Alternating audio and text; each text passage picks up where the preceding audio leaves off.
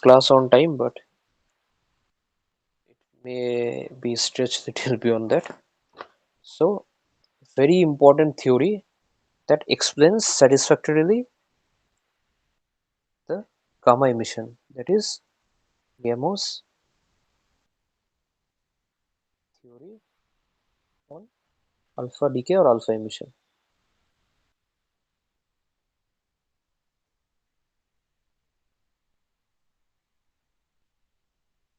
Before that, let me make one, not correction, strictly speaking, but one thing is that I did the Geiger natal law, right? You did that thing, isn't it? Yes, sir. Okay, so what was the expression? The expression was like,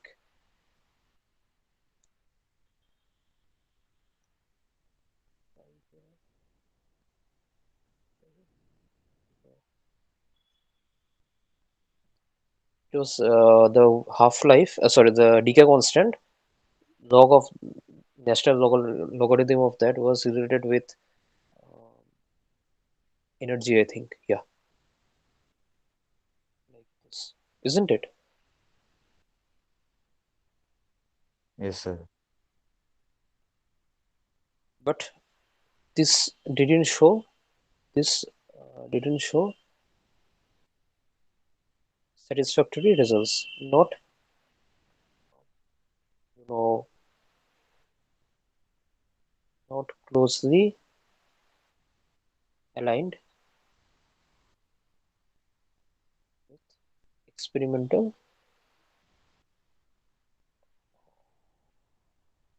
data or points, whatever. It was not satisfactorily explaining it. However, this thing itself was an empirical formula that is based on observation. It wasn't based on any theory. So what was later on found that instead of taking this relation, if we take something like this, say a0 z by root e plus a1, a1 a2 are different constants, z is the atomic number, and it was found that instead of varying with uh, ln e, this graph showed a better expression or better behavior if the ln of lambda is varying with 1 by root e. Okay, so this is a more accurate relation.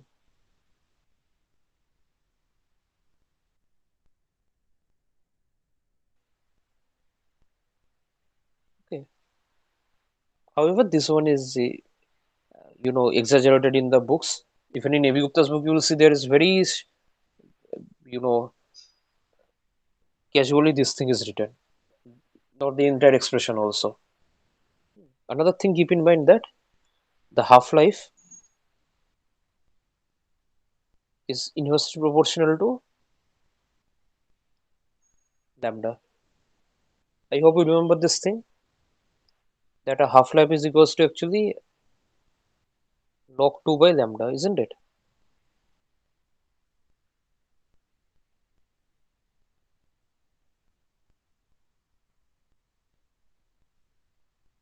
Remember this one?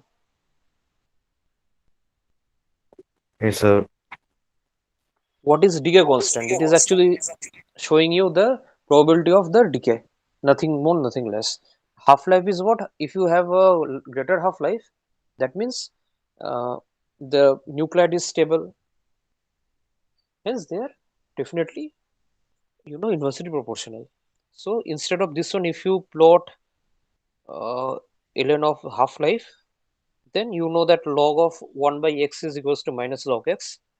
So this dependence would be, then you can write some other constants like this. Now this form would be important, would be helping us today. So gamma decay, Gamo's theory on alpha decay. So why alpha decay occurs in the first place? Hmm. Why does alpha decay happen? To understand that, we have to redraw the nuclear potential. In the chapter of nuclear force, we tried to understand the nuclear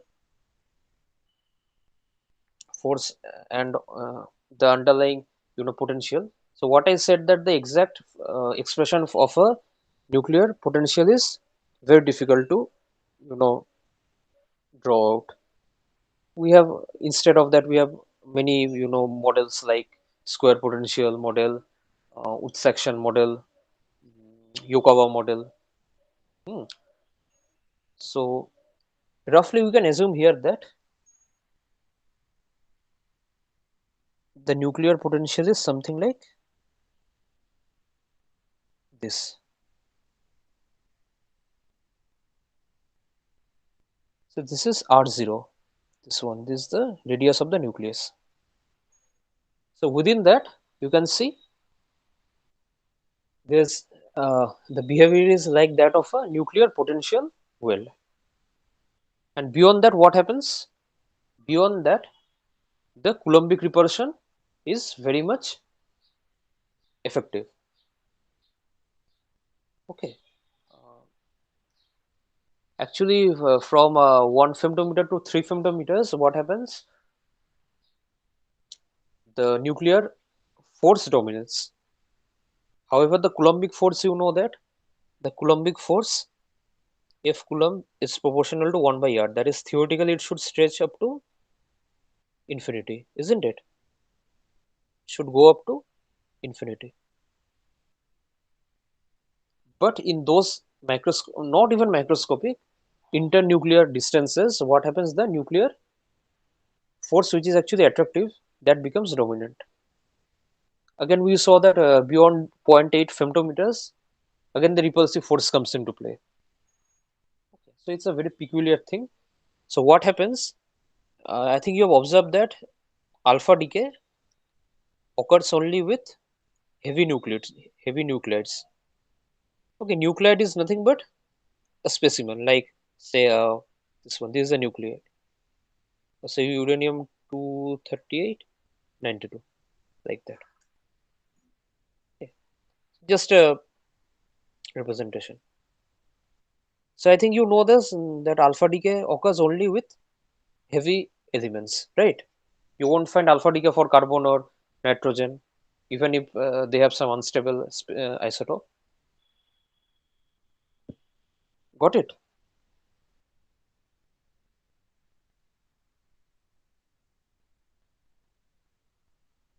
Is it clear, Yes, Ayush? sir. Yes, sir. So what happens in a heavy nucleus, which is not happening in a moderate or light nuclei? Light nuclei. So you have more number of protons and neutrons.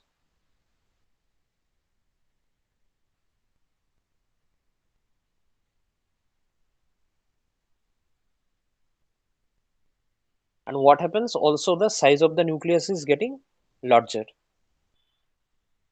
So what I said that after a particular range, what happens?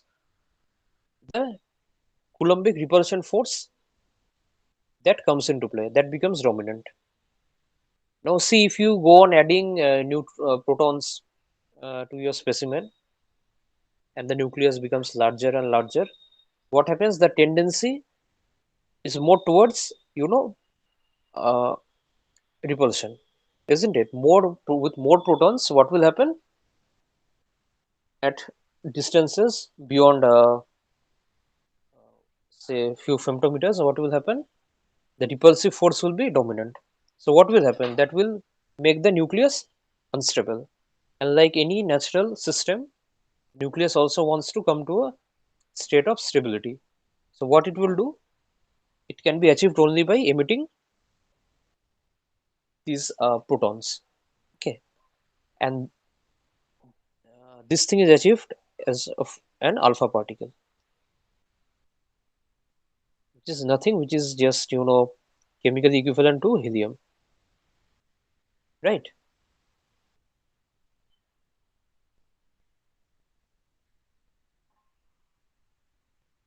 And you will see this thing, you'll notice one thing, that as we go towards heavy nuclei, you will see that the number of protons there bit more than the number of, sorry, number of neutrons are more than the number of protons for stable isotopes. Reason just now we explained that with more protons we get more repulsive force, and that is not expected for stability. So likewise, these particles are being emitted unless a stable configuration is achieved. Okay, so that's why alpha decay is more prominent in heavier nuclei. Now let's come to the graph. Some experimental data results. It is found that you can see here, this is R0. R0 is nothing but, you can say that it is the wall of the nucleus. Suppose it is the nucleus, we are assuming it to be spherical for simplicity. The center, this is R0. Okay. If you go beyond R0, you will escape the nucleus. Clear? Is it okay? Yes, sir. Yes, sir. Fine. Now, in order to escape that, you can see plainly here, you have to simply overcome this potential, this barrier. Right? Just have energy more than this one, then you can go that way. As simple as that, climbing a wall. Now, experimentally, it is found that for all natural alpha emitters, this potential barrier is of the order of say 20 to 25 mega electron volt. Fine, no big deal. Now the big deal comes when we see another observation which we studied last day also, that for almost all or all alpha emitters naturally occurring, the energy range of the alpha particles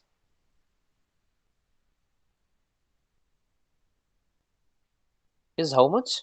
The energy range of the alpha particles is roughly between 5 to 10 mega electron volt, 10 MeV. That is the, in order to overcome the potential barrier to escape the nucleus, the alpha particle is expected to have an energy at least twice or 2.5 times or even 5 times more than its energy available. So the energy which the alpha particle can possess is uh, at least 2.5 times lower than the potential barrier. See, it's from 5 to 10 and you have to go from 25 to 20 to 25, or maybe more than that. So how is it possible that alpha particles are escaping the nucleus? And we know that they are escaping.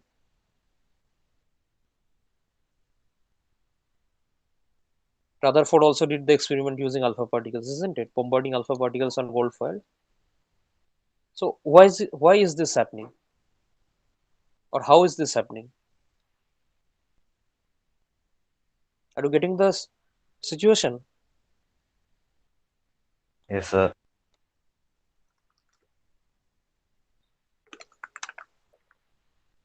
That is, if we want to visualize this problem classically, classically means by your intuition, by your common sense, what we can say that classically, suppose I have a wall impenetrable and a particle, suppose height of the world is say h, and that corresponds to some energy. So particle with an energy less than the energy, suppose it is equal to an energy say u, particle coming with an energy E less than U will definitely what happen? It will bounce back. Classically, the ball or the particle rather cannot be on the other side of the barrier. But quantum mechanically it is possible. What happens in the quantum world? We know that there is nothing like solely particles. Each particle is associated with what? With a wave nature. Suppose this represents the particle, the wave. So quantum mechanically, we can see that though the energy possessed by the particle is less than this, then also we can have a probability of the particle to be on the other side of the barrier. And this effect you have studied, I believe, is called quantum mechanical or quantum tunneling. Did you study it? Yes, sir. That is, we had a step potential kind of thing. There were three regions: one, two, three. This barrier was say U, and a particle with energy E. E was obviously less than U. It came, and when we calculated the transmission probability on the other region 3, we saw that it got transmitted. Yeah, something's changed. I think the wavelength increased or decreased. Something happened. Amplitude decreased rather. And if the width of this barrier is L, then we saw that the transmission or transition probability.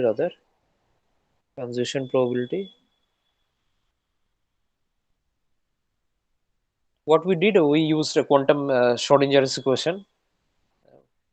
Then we got that the transition probability or transmission probability. I think it was what's transmission or transition? Better call transmission. Transition has other meanings. Sounds like you are going from excited state back to the ground state.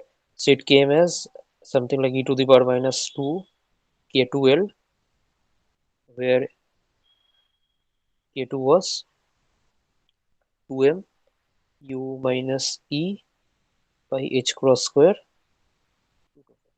I hope you remember this thing. Little bit you could recapitulate. Okay.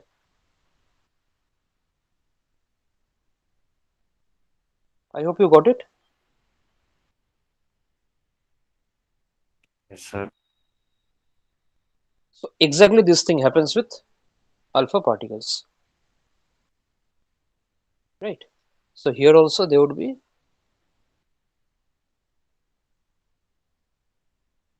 escaping like this. Obviously, the probability is totally probabilistic, like quantum mechanics is.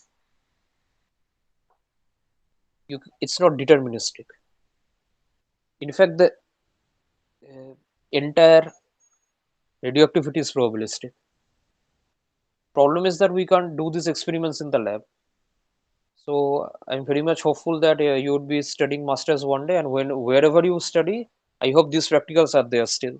We studied this practical, uh, one practical where we counted. We made a histogram of cosmic particles entering a Geiger-Müller counter, and that practical, that experiment gave us the meaning of the term probabilistic. When we had to wait for I think 5 minutes, or yeah, 5 minutes or 2 minutes for taking a reading.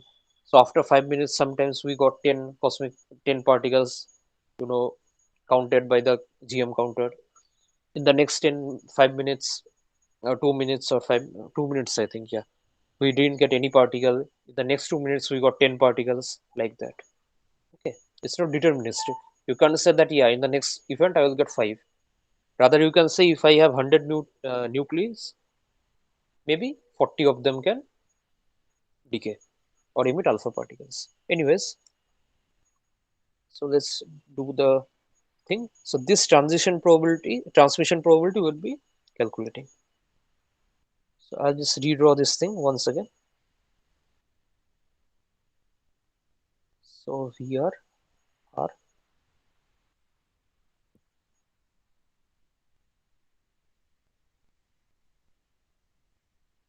so this one I called R naught, and just see one thing.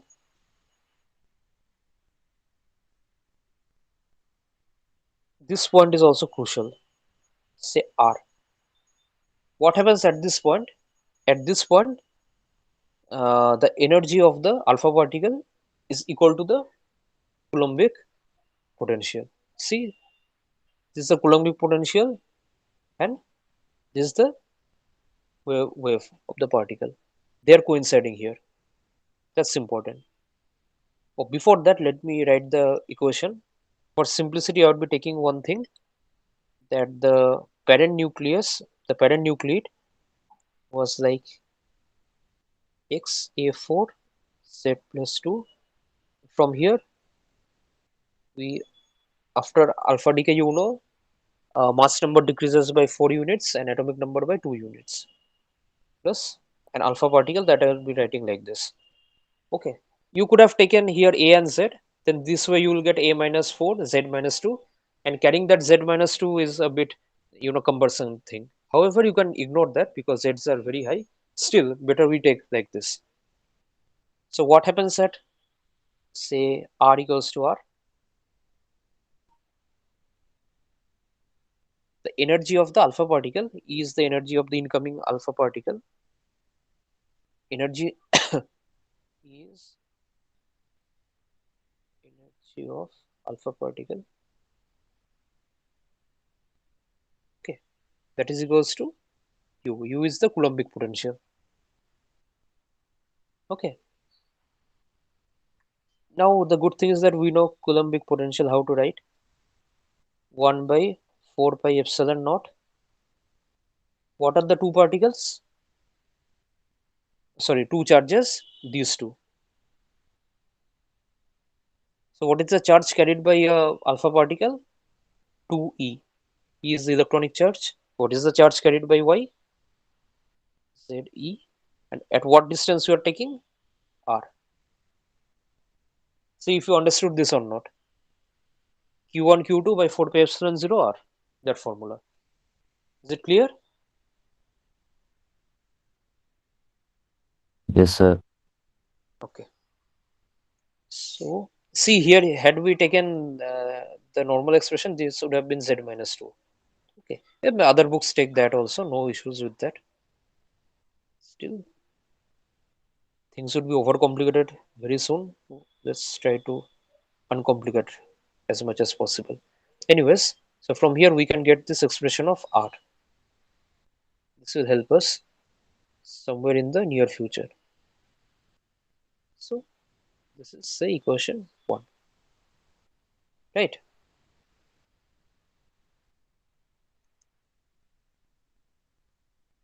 Now Yes, sir. we know one thing quantum mechanically, that the transition probability is like e to the power minus 2 k2l. I'll do one thing, I'll take the natural logarithm. Very simple formula. Now the thing is that we don't know the exact barrier, how the barrier looks like. It's rectangular, it's whether it has curved edges, it's exponential, we don't know. However, here what we assumed, here we assumed the barrier was a, it's a rectangular barrier. Rectangular barrier kind of, isn't it? So I'll just use the very basic concept of integration, which we learned. Integration as summation, that if we have a continuous function, integrating means adding up in infinitesimal small chunks, right? Each thickness width was h, and we took that h is tending to 0. I hope you remember this one. Yes, sir. Integration as summation. Likewise here, what I will do, see, this is not the barrier. It is free inside. Barrier begins beyond R naught. So what is beyond R naught? Let me assume that it is made up of a collection of very thin rectangular potential barriers, very closely spaced,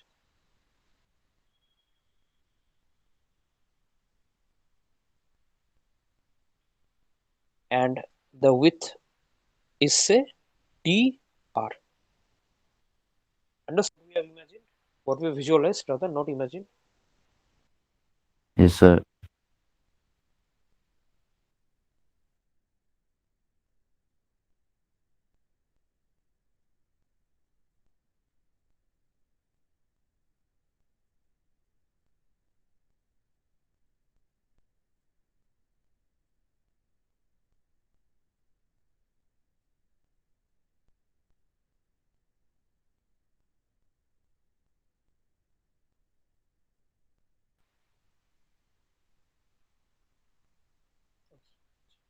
Call came disconnected. Anyways, acha. So what we are having here, we're having this thing. So what I will do now, the total transmission probability, I'll write it as minus 2k2 L I can imagine as dr, right? That is the total width of the barrier, which is nothing but collection of this.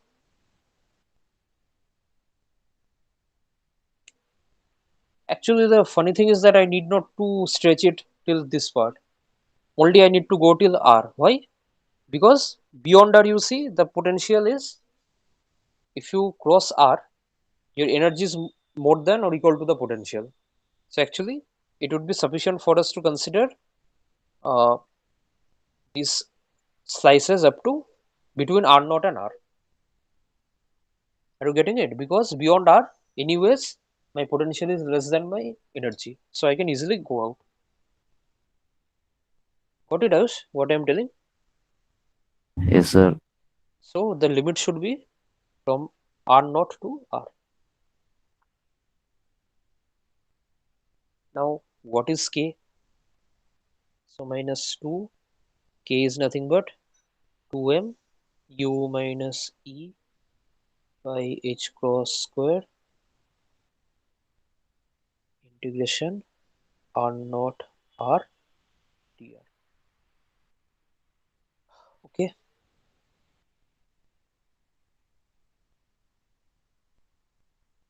so that is K. Now this integration is going to be very lengthy, but if we are patient, we can see it through. So I can write this as this. Remaining terms I can take inside root over u minus dr. Substitute the values. We know u, we know E as well. I mean E in terms of R. Substitute it. So it is minus 2 h cross square. We have to return the minus. We can't get rid of that. So what is it? What it is? It is 2z e square by 4 pi epsilon 0 r, that is u, minus 2z e square by 4 pi epsilon 0 capital R, that is capital E. Here we just simply substituted.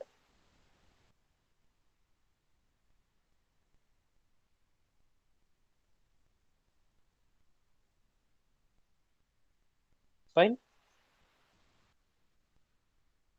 Yes, sir. Okay. So minus 2 2m upon h cross square half. I can see 2z e square by 4 pi epsilon naught as common. Take that out.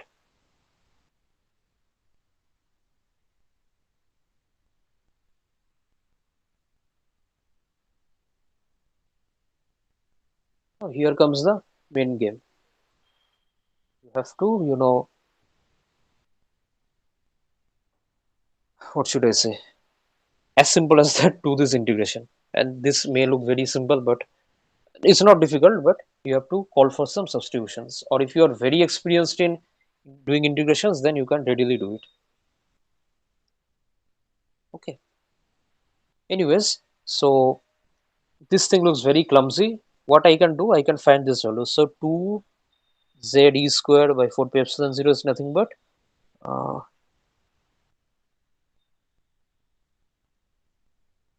can I put it there? Is it ER? I think it is ER. Maybe it looks like ER minus twice of 2m by h cross square to the power half, because none of these two is varying, neither are not E, so that's not a very difficult thing to do. Just hold on, I'm coming once.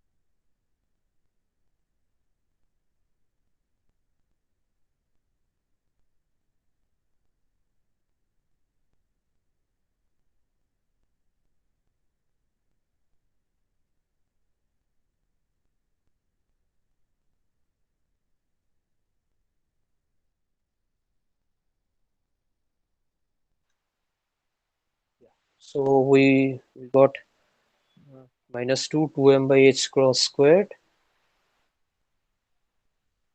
Yeah, this thing.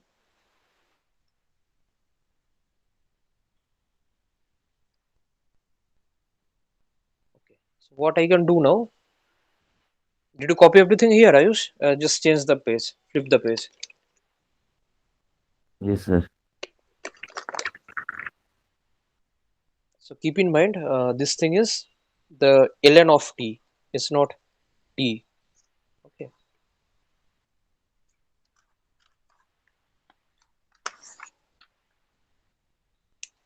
Yeah.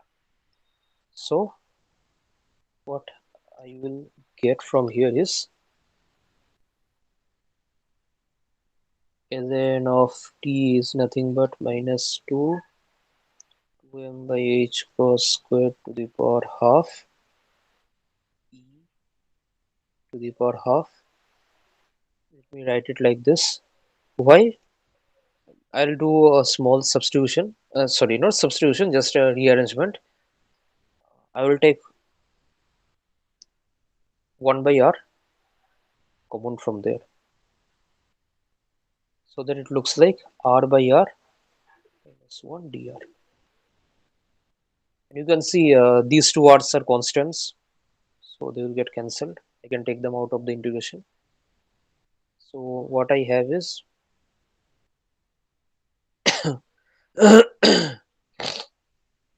can put the e here as well.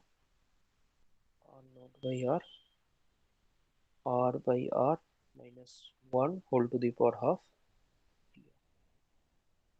Right. Now let's do the first substitution. Let me take this out. Let me call this I1. I can focus on this one alone. It is I, not I1 only I. I is what? integration r by r minus 1 whole to the power half r naught by r. So let me substitute this thing. Let r by r is equals to say 1 by x. That gives me x equals to r by r, and dr is equals to r dx. Since it's a definite integral, change the limits accordingly. X, sorry, r to x. So when r was r naught, r was r naught. What is x? X is simply r naught by r. And when r naught is r, x is 1. I hope you got it. Yes, sir.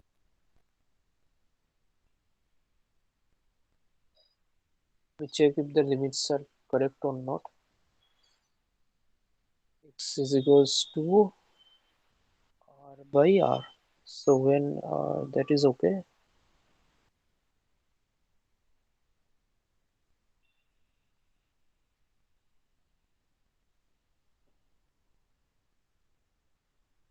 Take it 1 by x. Yeah, 1 by x I have to take.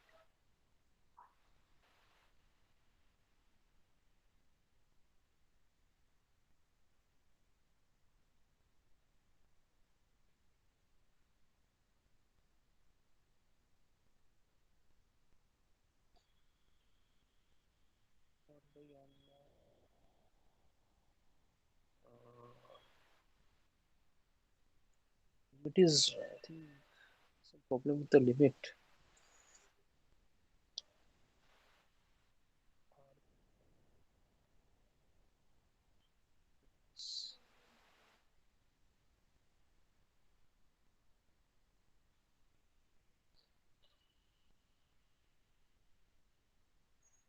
Okay, let's proceed with this at least.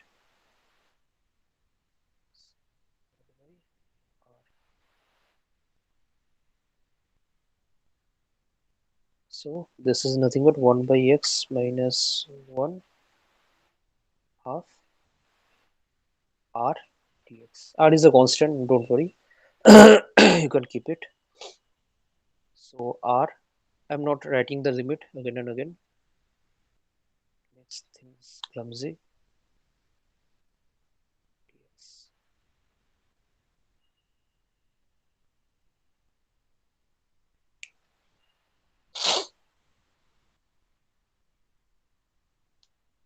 Now let us do another substitution.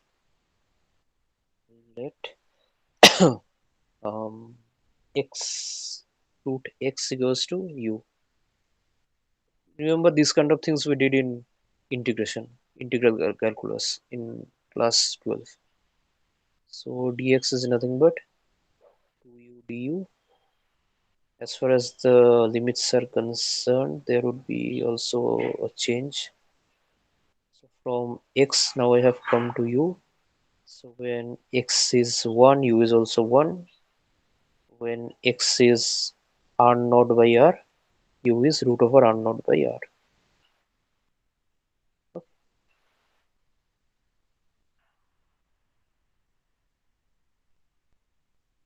R naught by r to 1.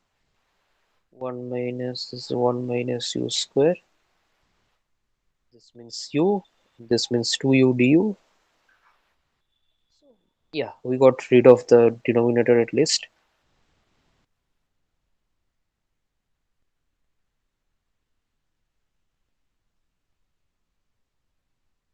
So now see here, many people will do another substitution. They will take u equal to sine theta, sine t or something. Okay, I don't want to make things more clumsy. No one is going us to pay money for this integration. Rather, I'll directly use the result. There's an important result. These are there are some standard integrals, some known values of some integrals. is equals to x by 2 root over a square minus x square plus a by 2 sine inverse, not a square by 2 sine inverse x by a plus c.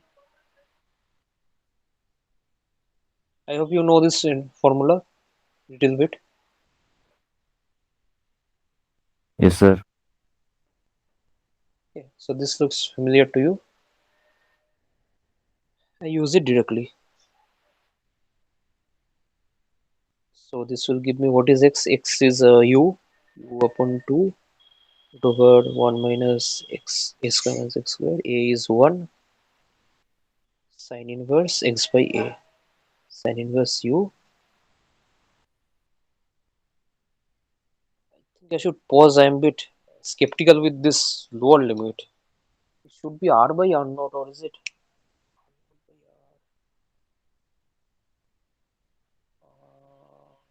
No, it's fine, fine, it's fine. Yeah.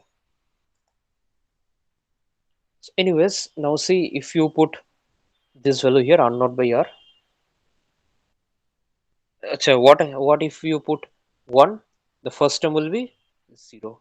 So for the upper limit, you won't get the contribution from the first term. 1 minus 1 is 0. So 2r, if I put the upper limit, what I will get simply is half of sine inverse 1 minus, putting the lower limits, I would get this half r naught by r root over 1 minus u square, that is r naught by r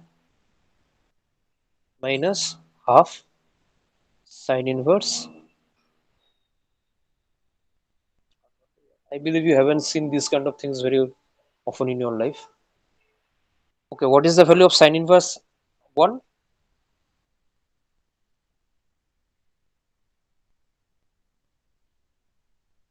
What is It's sine inverse 1? For what sine value of, 90. yeah, that is pi by 2, right?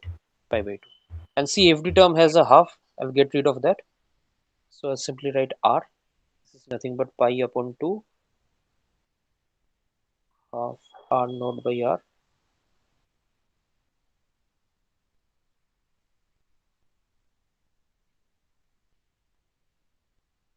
I won't write the half. Sine inverse r naught by r. Yeah. Now come to reality. What was r naught and what was r? This was r naught, and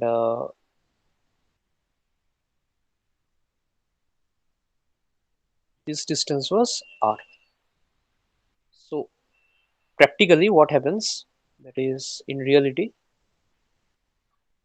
this r is what? This is the region where Coulombic force is dominant, repulsion. And I said it is beyond the shackles of the nucleus, obviously. Okay. So this distance r is actually much, much greater than r naught. Okay.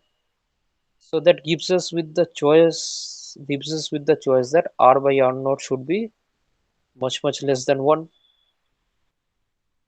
So the good thing is that this will give us two things. First is 1 minus r naught by r root over. This I can now expand binomially. So that will give me 1 minus half r naught by r plus dot dot dot plus or minus whatever. Okay. So you can see this term itself is negligible. So this thing will be equal to approximately 1. And the second thing that it will give me is sine inverse r naught by r. You can expand this thing, or even without expanding, you can say that this would be very close to r naught by r with a square root. Got it?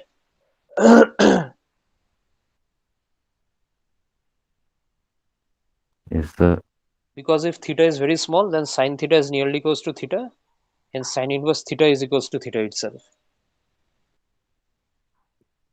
So therefore, All these things will give us pi by 2, and I will get this term twice, I think.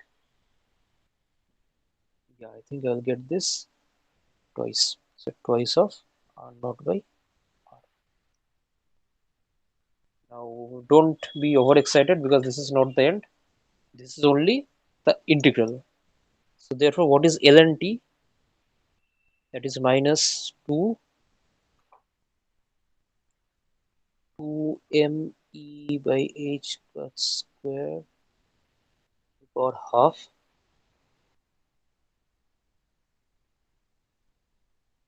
I'm very much sure I missed one r. No, it's here. Thankfully, I didn't miss anything. R times of pi by 2 minus 2 r naught by r. Yeah, now you can absorb the minus sign. It's like walking with pebbles in the shoes for a long, long time.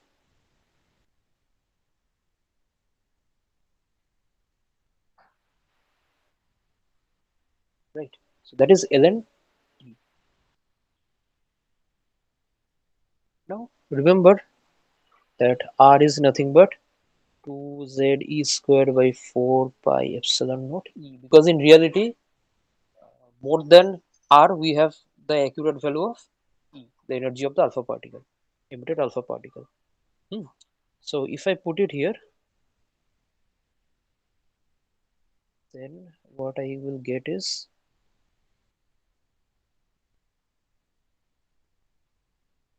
I can break this thing into two. This would be 4 times 2 into 2 4. This would be r naught to the power half, r to the power half as well, minus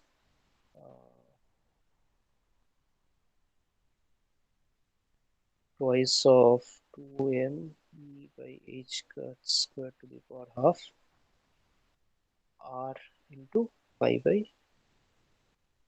Okay,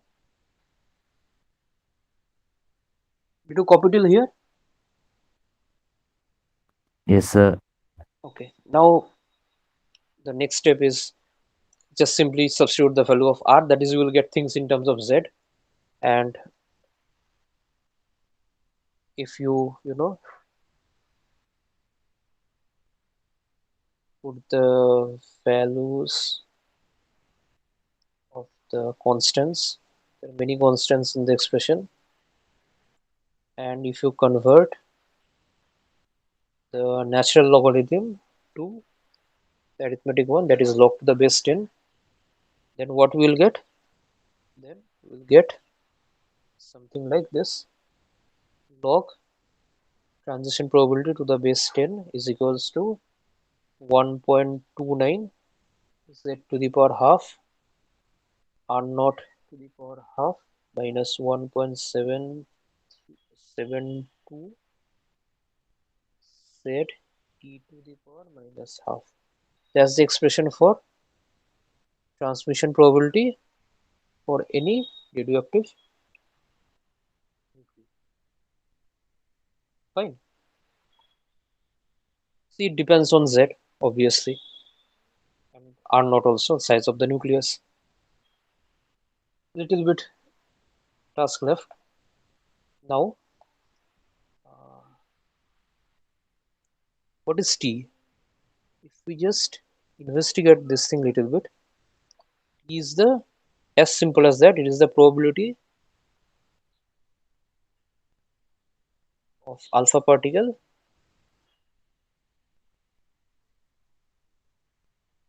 to come out the nucleus. Right? Yes, sir. Take a simple picture. So this is the nucleus. This is the alpha particle. So inside the nucleus. This is R naught, radius of the nucleus. Hmm. Now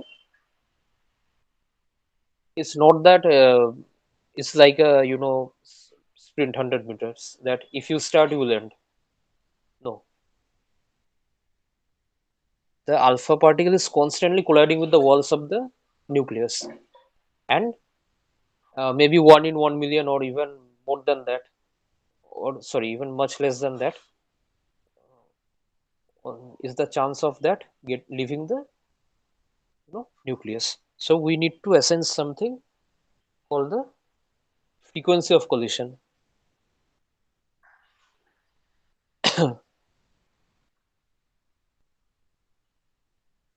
That can be written as,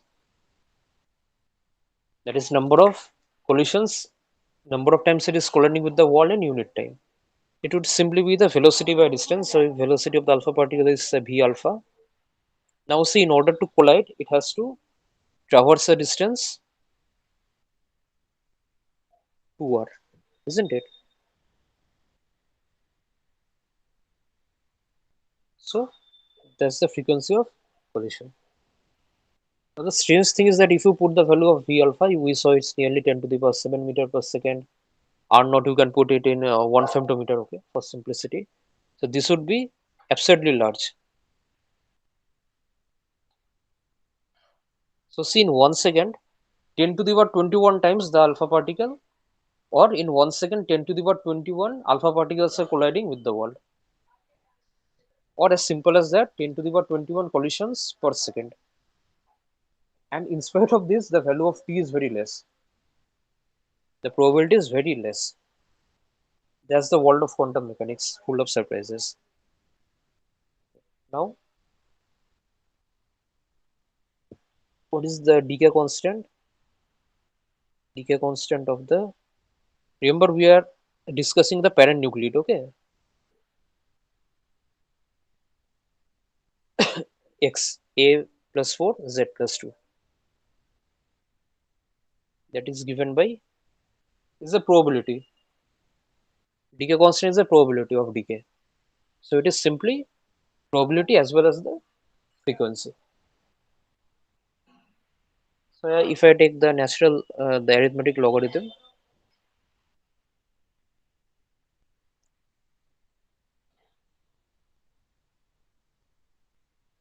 and this thing we know already,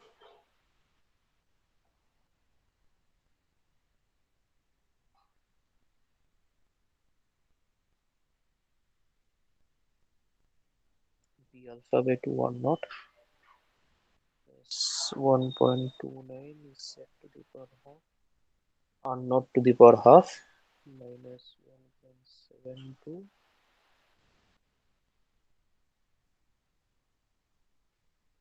So that's the expression of decay constant. I think I still have 3 minutes left. Now, see, this is a theory, okay? It was a theoretical thing that we did. Now, this theoretical result matches closely with the experimental ones. What is that experimental data? In this case, there is the Geiger-Nuttall law.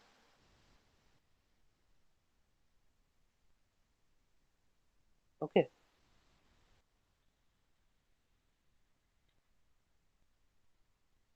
so what we saw, the actual Geiger-Nuttall law has a dependence like this.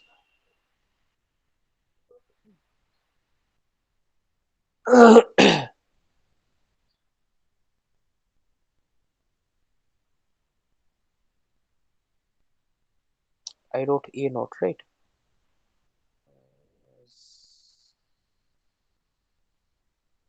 Did I write?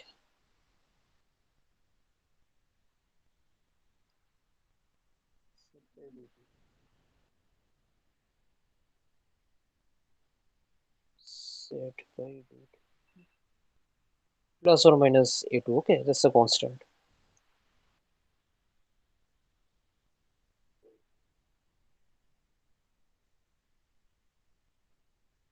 Okay,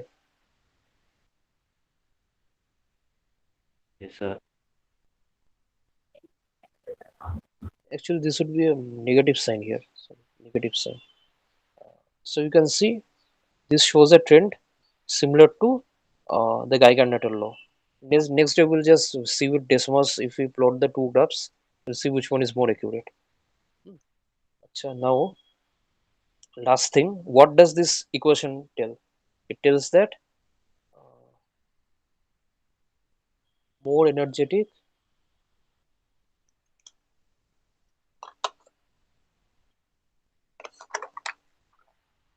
more energetic alpha emitters or more energetic alpha particles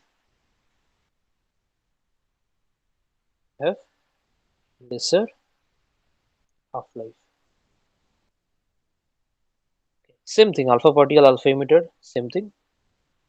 Why? Because we know that Decay constant is inversely proportional to half-life. I'll leave with the graphical explanation of this one. Just take the potential once again, the barrier, right? Suppose I have two alpha particles. One is with energy E1, second with energy E2. You can easily see that E1 is more than E2. Now, suppose both will have a transmission. So, with E2, you can see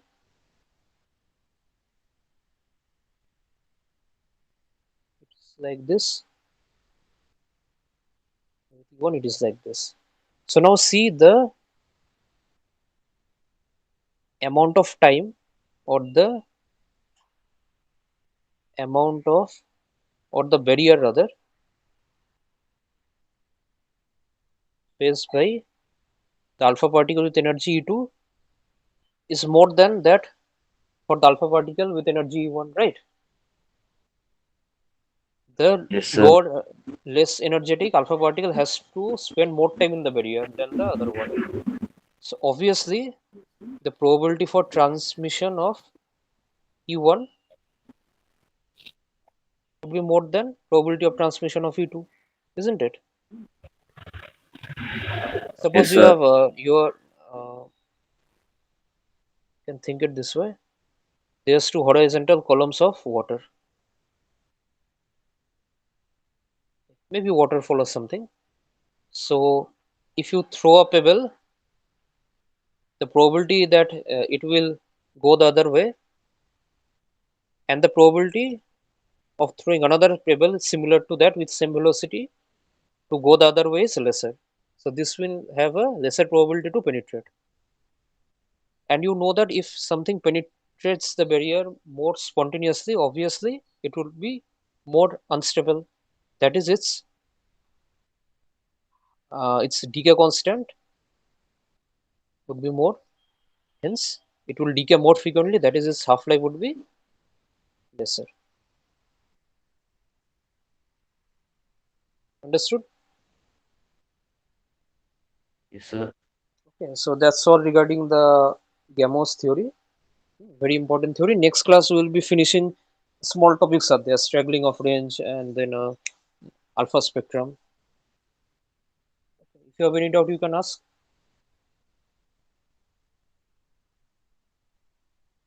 No, sir. Okay, take care then. Thank you, sir.